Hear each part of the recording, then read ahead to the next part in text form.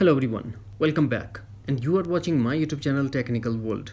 Today in this video I'm going to give you some tips about when we need to replace iPhone battery.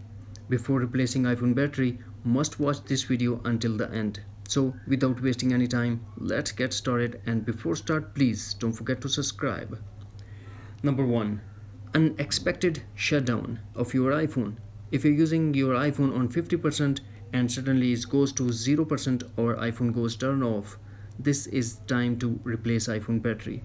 Here we have to do one more thing: leave your iPhone to completely dead and then charge with official Apple charger, and also try the force restart. After that, if you're still facing the same issue, then you need to be replace iPhone battery. Number 2. Go to the battery under settings, and under battery and also in front of battery health, if it shows service, then you need replace iPhone battery, cause your maximum capacity is now less than 80%. Number 3. If your iPhone works only while charging, this is the alarming condition to change your iPhone battery. Number 4. If you notice that iPhone will get overheated also in a cool environment,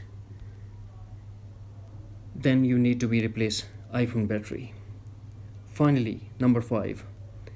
If your iPhone screen leave the body of iPhone, this is the condition your battery is damaged, and replace your iPhone battery immediately, because maybe it damaged your screen as well.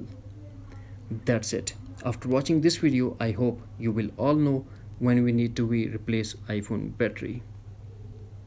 And hopefully friends, you found this video helpful. So please don't forget to subscribe, like and share with your friends and family. Thanks for watching. Take care. Bye bye.